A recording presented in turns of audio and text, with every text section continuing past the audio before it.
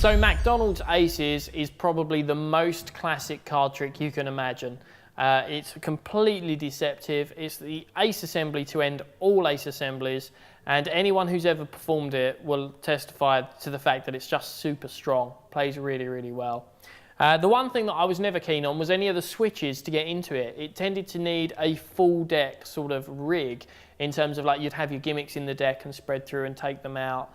I never liked any of them. So I came up with a switch, and then we've added some other bits and pieces to finesse the whole assembly, the whole routine together. So we're going to talk you through the entire routine, how to get into it from a shuffled deck, and all the different vanishes, how to make them build, and then a very discrepant but very clever switch, and another variation of the switch which gives you a different position.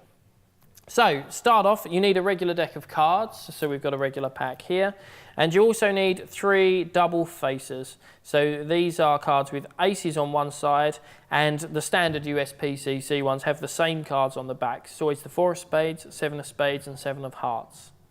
Now, you can remove those cards from your regular deck. That would be really good because it will stop them showing up when you don't want them to. Or if you are using a thick card or a similar gimmick, which I often use a thick card, I actually just bin the 4 of spades and then I stick the 7 of spades onto the back of the 7 of hearts. So the 7 of hearts becomes my thick card. And then when I go into this trick, I can just make sure that my thick card is in the pack in a position that it won't spring up when we do the assembly. So that's a couple of ways you can just account for the odd cards. But for now, I've just ditched those from this deck.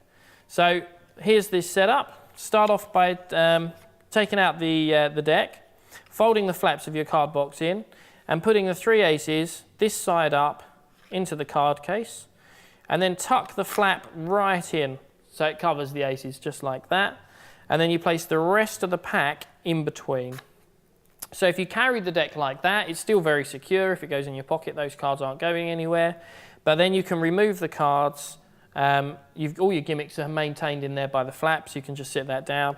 And then you can shuffle this deck. You can go into any of the tricks that you would normally do.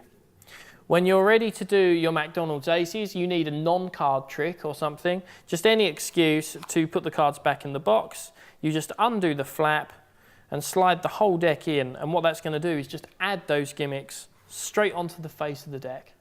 So you can pop those away. Perhaps you've finished your last trick and then someone says, can you do any more? And then you can say, yeah, I'll show you one more and you're set. Or perhaps you've just put the deck away to do sponge balls or, you know, coin bend or something different. And then you're going to go back to the pack, so that this is a completely sleight-free way of introducing the gimmicks onto the face of the deck.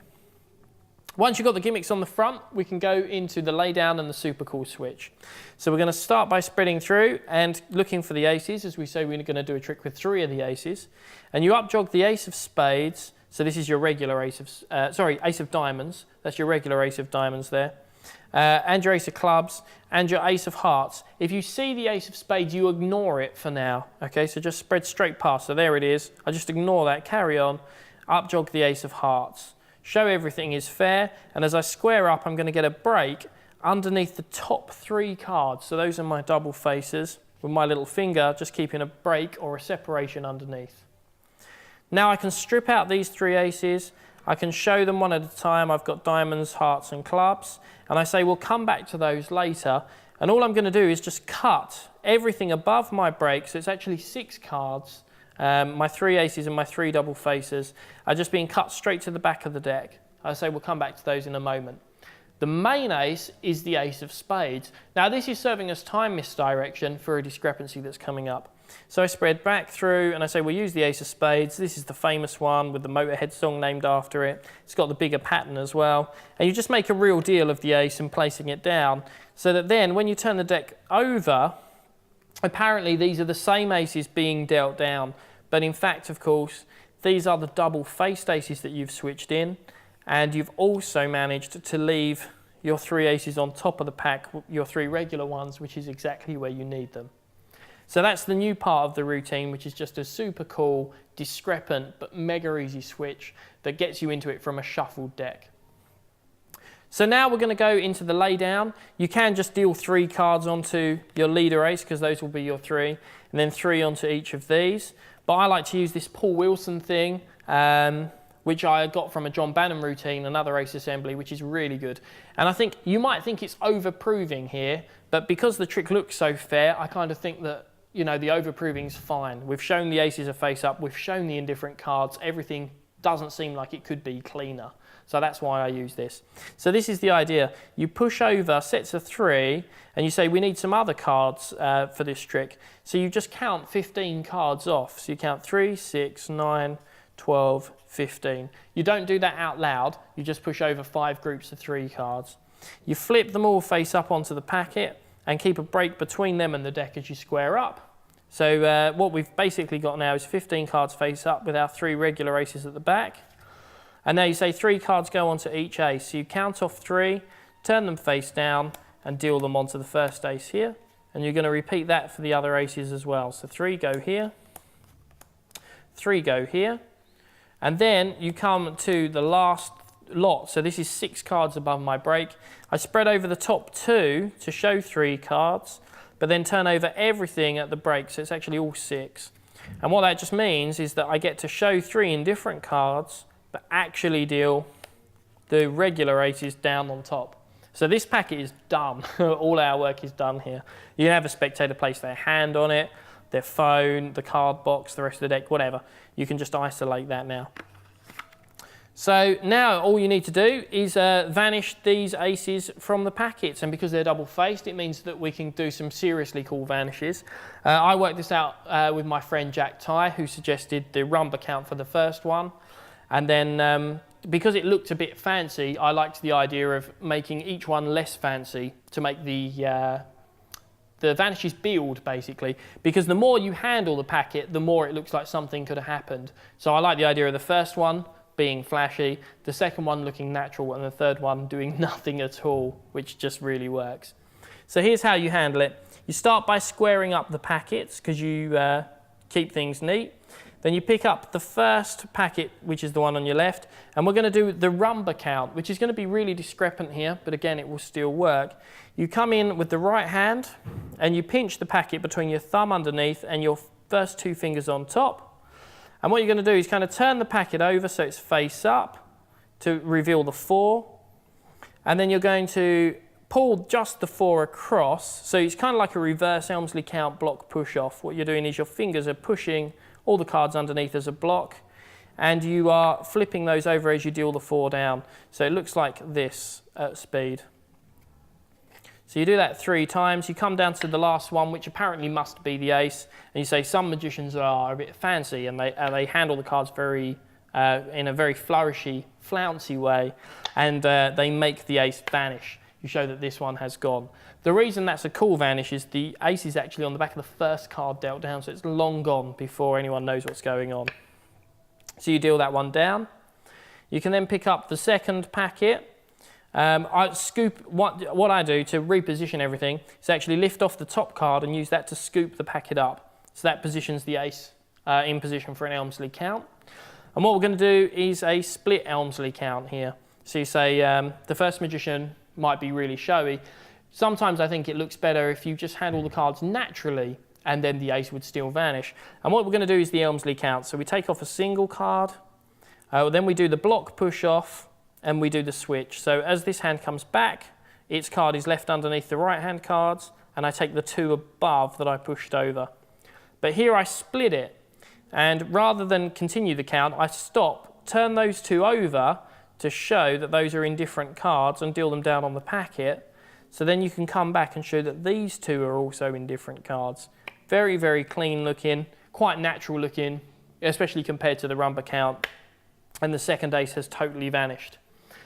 I couldn't really think of what to do for the third ace, and then I hit on this idea of saying that, but you know, magic looks at its best when the magician doesn't even seem to touch the cards. And then I just click my fingers over the packet and then just turn it over and spread. And it just looks, you do absolutely nothing, but it looks really clean and gets a really good reaction because it's kind of gone before they expected it to go. So then you can drop that packet on here, and it's up to you to just let the spectators work out that all the aces have assembled together in the same packet and can all be examined. So there you go, that's our workers' routine, if you like, for the classic McDonald's Aces. So I used the first switch that we just showed, which is slightly discrepant, but it's super easy and I really love it. But you might not want to do the discrepancy, and it can actually be avoided. It changes the handling a little bit, but I'll show you because it's still got benefits that you might like.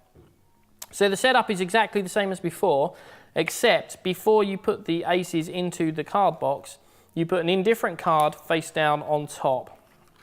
So that, sorry, underneath, it goes there. So you've got face down and indifferent card, then your 3 double faces ace side up, and then they go into your card box as before and are separated with the flap. So then you do your card tricks, you do your non-card trick, or whatever is going to give you an excuse to add those gaffs onto the face of the deck. So you come back out, all the rest of the handling is the same. You ignore the ace of spades when you see it, up jog the other 3 regular aces. But this time we're going to square up and we're going to get break underneath the top 4 cards. So that's the 3 double faces and what is going to be a cover card on the face of the deck here. You strip these out, and as you show them, you turn the cards over. So you say it's diamonds, clubs and hearts. We'll come back to those later, and you cut all those cards above the break. So it's 7 cards this time instead of 6. But now, of course, when we turn over the deck later and they're reversed, that's correct because they should be. Okay, so that goes back, that's fine. Then you can take out the ace of spades, lay that down, and when you turn the deck over, these are face up as they should be. You can deal them down into your T configuration like this, and then you've got your cover card with the 3 reversed cards on top. Underneath. So the way I handle this now, you've got all kinds of options. If you're into your card moves, you could remove the cards and do like the Elmsley switch to show 3 indifferents and deal them here. But what I tend to do is shuffle those reversed cards into the middle of the pack and then just deal 3 onto here. So you go any 3 indifferent cards on that ace, any 3 on there, any 3 on there.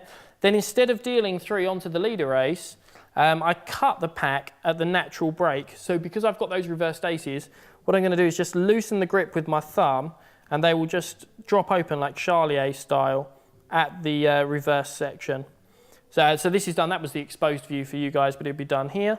And then you just slip the ace face up into the pack and then just leave it off to one side. Now this changes the effect slightly as well, because now the effect might be slightly clearer because the aces are just going from here and you've not got the sort of, you still have a kind of implied transposition, but it might be slightly clearer. It's one of those things, the more you think about, the more confusing it might be. But you can go through the whole routine using any vanishes you like to now vanish the aces from the packets. So we'll just do, you know, the Elmsley counts or whatever there. Show that one's gone, show that one's gone. And now, instead of having the 3 leader aces dealt on, you can just ribbon spread the deck and show all 4 aces are together in the center of the pack. The other advantage of that is it might leave the gaps a bit more accessible because you've not dealt everything into one pile for clarity. You could easily pick them up and sort of just slip the gimmicks together so that you've got an easier job of getting rid of them if you want to carry on your tricks with a regular pack. So we've assembled them all on the front. But there you go, that's another option for the switch and a slightly different handling for the classic $100 ace routine.